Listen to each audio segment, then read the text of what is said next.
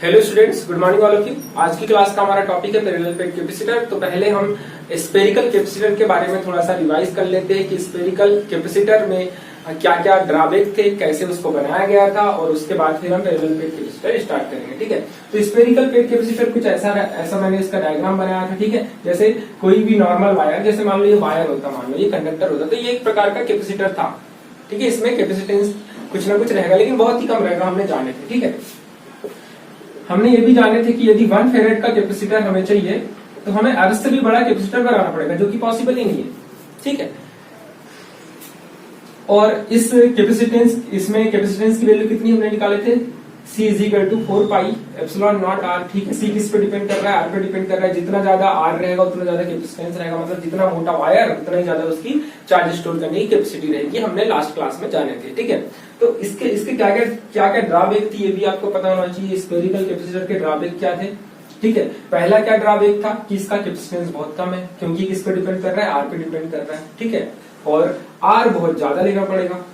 यदि हमको high capacitance चाहिए तो हमें R की वैल्यू को बहुत ज्यादा बड़ी लेना पड़ेगा, मतलब कि अर्थ से भी बड़ा कैपेसिटर बनाना पड़ेगा, जो कि पॉसिबल ही नहीं। ठीक है, तो इसका कैपेसिटेंस क्या रहेगा, बहुत ही कम रहेगा। ये पहला ड्रॉबैक। दूसरा ड्रॉबैक क्या है, इसकी जो इलेक्ट्रिक फील्ड है ना, ये बाउंडेड नहीं है। इसकी इलेक्ट्रिक फील्ड कैसी रहेगी, इनफाइनाइट तक रहेगी इसकी इलेक्ट्रिक फील्ड का, क्योंकि यहाँ पॉजिटिव चार्ज स्टोर्ड है, तो इसकी इलेक्ट्रिक फील्ड, और इसके अराउंड कोई मीडियम भी नहीं है, इसके अराउंड कोई मीडियम भी नहीं है, तो इलेक्ट्रिक फील्ड कहां तक जाएगी, इनफाइनाइट तक जाएगी। तो यहाँ पर जो एनर्जी स्टोर होगी ना, वो बाउंडेड एनर्जी नहीं रहेगी। तो ये ड्रॉबैक थे।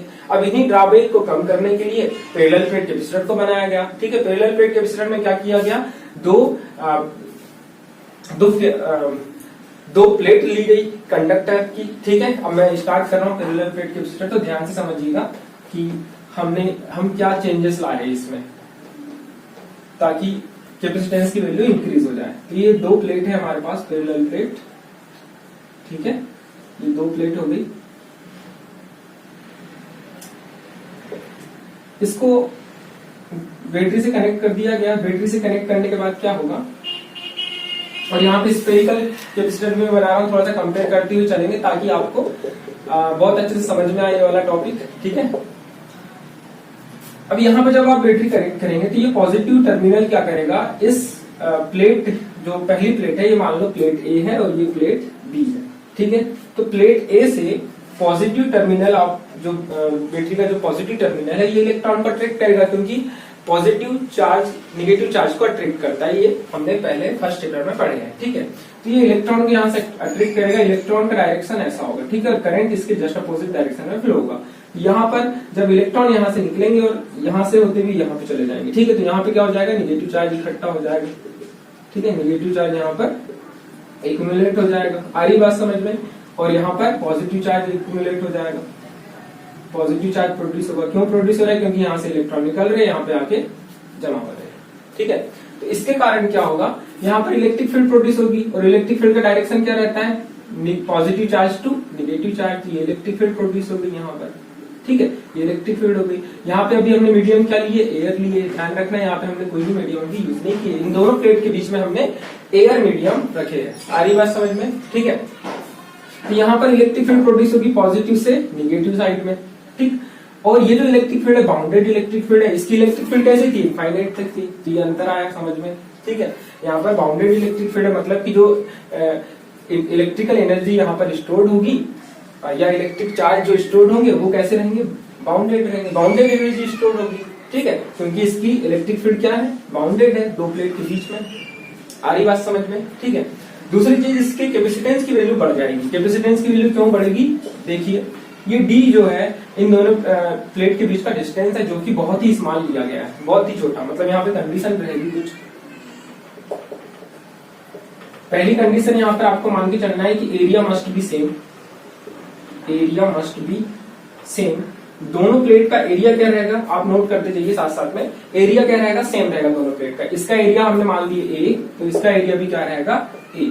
इसमें प्लस क्यू चार्ज स्टोर हो रहा है, यहाँ पे माइनस क्यू चार्ज स्टोर हो रहा है। ठीक है, दोनों में सेम चार्ज प्रोड्यूस हो रहा है, तो एरिया मस्ट बी सेम। दूसरी condition, D is very very less than compare to area.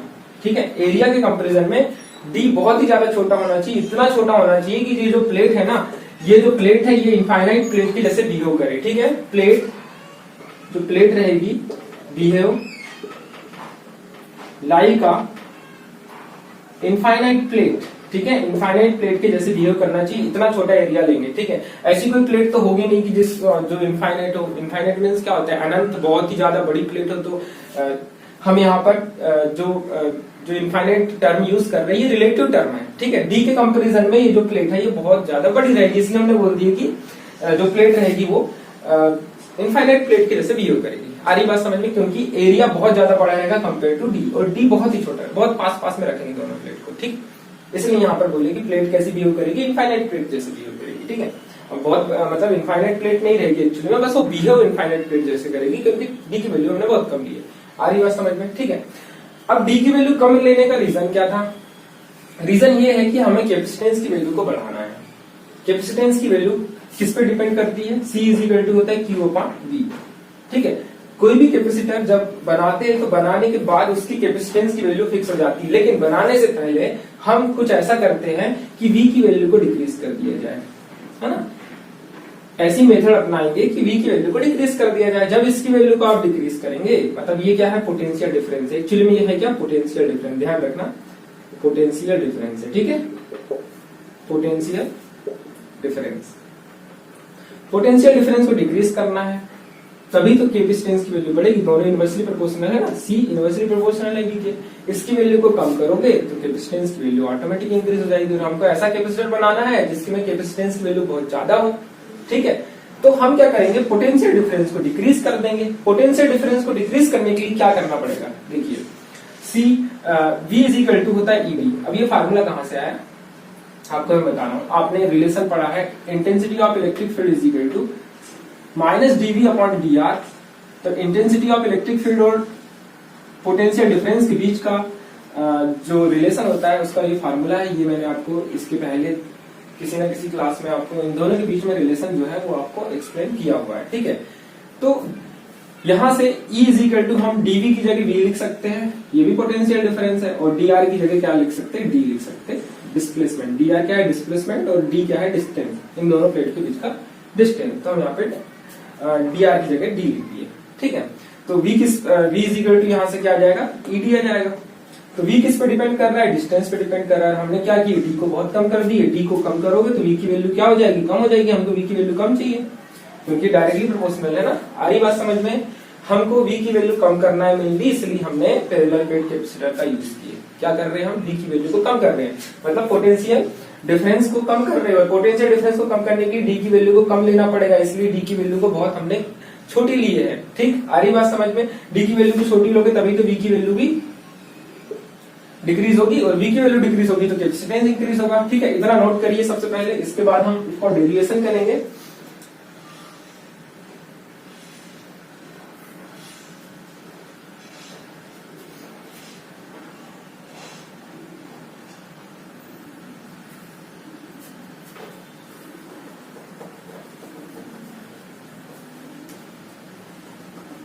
ठीक है, अब इसका हम डेरिवेशन स्टार्ट कर रहे हैं।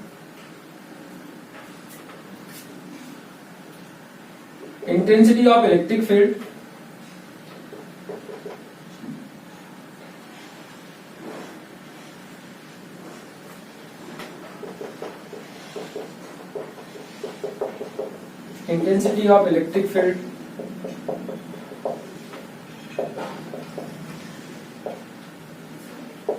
Due to plate A. Plate A के कारण इंटेंसिटी ऑफ इलेक्ट्रिक फील्ड क्या रहेगी बताइए, ठीक है। हमने इसके पहले वाले लेक्चर्स में ये जाने थे कि जो कि फर्स्ट चैप्टर की बात कर रहा हूँ मैं, फर्स्ट चैप्टर में हमने ये जाने थे कि इनफाइनाइट सीट यदि हमारे पास है, कोई सीट है जो जिसमें यूनिफॉर्मली चार्ज डिस्ट्रीब्यूटेड है और वो इनफाइनाइट लॉन्ग सीट है, तो उसकी इंटेंसिटी ऑफ इलेक्ट्रिक फील्ड क्या रहेगी। मान लेते हैं कि पहले प्लेट की intensity of electric field E1 है, तो इसकी होती है सिग्मा अपॉन 2 एप्सिलॉन नॉट, ठीक है। ये फर्स्ट चैप्टर में हमने पढ़े थे वाला formula, intensity of electric field due to uniformly charge infinite long sheet, ठीक है। उसके कारण जो इलेक्ट्रिक फील्ड थी उसका ये फार्मूला मैंने यहाँ पे लिख दिया है। तो प्लेट ए के कारण जो इंटेंसिटी ऑफ इलेक्ट्रिक फील्ड की वैल्यू रहेगी वो सिग्मा अपन 2 एप्सिलॉन नॉट रहेगी। ठीक है, और उसका डायरेक्शन क्या रहेगा, यहाँ पे देखिए ध्यान से, पॉजिटिव चार्ज है प्लेट ए में, तो इंटेंसिटी ऑफ इलेक्ट्रिक फील्ड का डायरेक्शन ऐसा रहेगा। यदि मैं इसके बीच में देखूं तो इस साइड में E1 का डायरेक्शन रहेगा। आ रही बात समझ में? ठीक है, और यदि मैं प्लेट बी की बात करूं तो ये निगेटिव प्लेट है, तो निगेटिव चार्ज में क्या होता है इलेक्ट्रिक फील्ड का डायरेक्शन, ये निगेटिव चार्ज है तो इलेक्ट्रिक फील्ड इसी डायरेक्शन में, इनवर्ट डायरेक्शन में रहती है, और पॉजिटिव चार्ज में आउटवर्ड डायरेक्शन में रहती है, ऐसी रहती है, और निगेटिव चार्ज में इनवर्ट डायरेक्शन में रहती है इलेक्ट्रिक फील्ड। ठीक है, तो यहाँ पर प्लेट बी की बात करेंगे तो प्लेट बी के लिए इलेक्ट्रिक फील्ड कैसी रहेगी, इसी डायरेक्शन में रहेगी, सेम डायरेक्शन रहेगा दोनों का, मतलब E1 और E2 दोनों का डायरेक्शन सेम रहेगा। तो इलेक्ट्रिक फील्ड की वैल्यू क्या हो जाएगी, दोनों का डायरेक्शन सेम है तो दोनों को हम सम कर देंगे, तो इन दोनों प्लेट के बीच में जो इलेक्ट्रिक फील्ड की वैल्यू है हमें मिल जाएगी। आ रही बात समझ में? ठीक है, E1 की वैल्यू इतनी रहेगी तो E2 की वैल्यू क्या रहेगी, अब E2 की वैल्यू निकालेंगे, intensity of electric field due to plate B. अब प्लेट बी की बात कर रहा हूँ, intensity of electric field due to plate B. ठीक है, तो प्लेट बी के कारण क्या हो जाएगा, E2 हो जाएगा, E2 is equal to sigma upon 2 epsilon naught. ठीक है, टोटल इलेक्ट्रिक फील्ड कितनी हो जाएगी, total electric field between plate, total electric field को मान लो हमने E मान ली, तो E इज इक्वल टू कितना हो जाएगा, E1 प्लस E2 हो जाएगा। ठीक है, E is equal to E1 plus E2, तो E इज इक्वल टू हो जाएगा sigma upon 2 epsilon naught plus sigma upon 2 epsilon naught is equal to हो जाएगा सिग्मा अपॉन एप्सिलॉन। इसको सॉल्व कर लीजिएगा आप तो हमें इतनी वैल्यू मिल जाएगी। ठीक है, तो E की वैल्यू हमको फाइनली कितनी मिली, सिग्मा अपॉन एप्सिलॉन। इसको फर्स्ट इक्वेशन दे दो, E इज इक्वल टू हमारे पास मिल गई सिग्मा अपॉन 2 एप्सिलॉन। ये हो गई हमारे पास फर्स्ट इक्वेशन। ठीक है, ये हम डेरिवेशन कर रहे हैं अब पैरेलल प्लेट कैपेसिटर का, जिसमें हमें जानेंगे कि पैरेलल प्लेट कैपेसिटर में कैपेसिटेंस की वैल्यू किस किस फैक्टर पे डिपेंड करती है और उसका फार्मूला क्या होगा। इतना नोट कर लीजिए पहले। ठीक है, ये इक्वेशन ध्यान रखना। अब आगे हम करते हैं, यहां पर सिग्मा की वैल्यू क्या होगी बताइए। ये जो सिग्मा दिख रहा है, सिग्मा एक्चुअली में है क्या, सरफेस चार्ज डेंसिटी है, और सरफेस चार्ज डेंसिटी का क्या फार्मूला होता है, charge upon area, charge per unit area is called sigma. तो यहाँ पर सिग्मा की जगह हम ये वाली वैल्यू रख देंगे, तो E इज इक्वल टू यहाँ पर आ जाएगा, E इज इक्वल टू हो जाएगा चार्ज अपॉन एरिया एप्सिलॉन। आ रही बात समझ में? ये मान लेते हैं हमारे पास सेकेंड इक्वेशन है। ठीक है, इन दोनों ये वाली वैल्यू मैंने यहाँ पे रख दिया सिग्मा की जगह, तो हमको इतनी वैल्यू मिल गई। ठीक है, तो इलेक्ट्रिक फील्ड की हमको वैल्यू मिल गई। ठीक है, अब बात करते हैं हम V की वैल्यू क्या रहेगी। अभी थोड़ी देर पहले मैंने आपको बताया था V is equal to formula होता है ED। ठीक है, तो यहाँ पर E की वैल्यू हम रख देंगे, इसको मान लेते हैं थर्ड इक्वेशन। तो from equation second and third E की वैल्यू यहाँ पुट कर रहे हैं, तो V इज इक्वल टू कितना हो जाएगा, Q A epsilon not B। ठीक है, ये V की वैल्यू हमको ऑब्टेन हो गई। ठीक है, तो जो V की वैल्यू है एक्चुअली में क्या हो गई, डिक्रीज हो गई पहले के कंपैरिजन में, क्योंकि हमने D की वैल्यू बहुत कम रखे हैं। ठीक है, तो V की वैल्यू यहाँ पर डिक्रीज हो जाएगी, जो इलेक्ट्रिक पोटेंशियल डिफरेंस है उसकी वैल्यू यहाँ पर पहले के कंपैरिजन में कम हो जाएगी। ठीक है, तो ये हमारे पास हो गई फोर्थ इक्वेशन। ठीक है, इतना नोट करिए।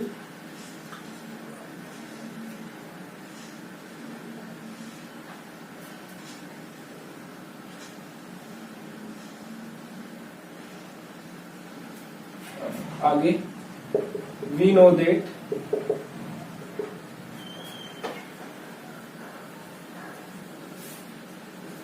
C इज इक्वल टू क्या होता है, Q अपॉन V होता है। तो इस V की वैल्यू को यहाँ पे रख देंगे तो हमें C की वैल्यू मिल जाएगी। ठीक है, is equal to Q upon, यहाँ वैल्यू रख रहे हैं V की जगह में Q A epsilon naught D, ये कैंसिल हो जाएंगे, तो C इज इक्वल टू हमारे पास कितना आ जाएगा, A epsilon not divide by D। ठीक है, यहाँ से आपको देखने से समझ में आ रहा होगा कि कैपेसिटेंस की जो वैल्यू है वो किस किस फैक्टर पे डिपेंड कर रही है, एरिया पे डिपेंड कर रही है, और डिस्टेंस बिटवीन टू प्लेट, जो दोनों प्लेट के बीच में जो डिस्टेंस है उस पर डिपेंड कर रही है। ठीक है, ये D के इनवर्सली प्रोपोर्शनल है, D जितना ही कम रहेगा कैपेसिटेंस उतना ही ज्यादा रहेगा, और एरिया जितना ज्यादा रहेगा प्लेट का उतना ही ज्यादा कैपेसिटेंस रहेगा। यहाँ से आपको समझ में आ रहा होगा ना कि C जो है डायरेक्टली प्रोपोर्शनल है एरिया के, है ना, और C directly proportional inversely proportional है D के, तो इसकी वैल्यू जितनी ज्यादा रखेंगे एरिया की, एरिया प्लेट जितना ज्यादा रहेगा C भी उतना ही ज्यादा रहेगा, और D की वैल्यू जितनी कम रखेंगे उतना ही कैपेसिटेंस की वैल्यू ज्यादा रहेगी। आ रही बात समझ में? ठीक है। और जो एप्सिलॉन नॉट है ये तो परमिटिविटी है, जो कि एयर, यहाँ पे हमने एयर मीडियम रखे इसलिए यहाँ पर परमिटिविटी की वैल्यू हमने एप्सिलॉन नॉट यूज की, एब्सोल्यूट परमिटिविटी की वैल्यू यहाँ पर हमने रखी। यदि कोई मीडियम होता तो यहाँ पर मीडियम का डाइलेक्ट्रिक किसी भी मीडियम का अपना एक डाइलेक्ट्रिक कांस्टेंट होता है, उसकी वैल्यू यहाँ पर 8 हो जाती। तो इसके बाद वाली क्लास में हम जानेंगे कि दोनों प्लेट के बीच में जब हम मीडियम रखते हैं तब कैपेसिटेंस की वैल्यू पर क्या इफेक्ट पड़ेगा और मीडियम रखने की हमें जरूरत क्यों पड़े। ठीक है, डाइलेक्ट्रिक मीडियम रखा जाता है, तो ये टॉपिक हम नेक्स्ट क्लास में पढ़ेंगे। तो इतना अभी आप नोट कर लीजिए।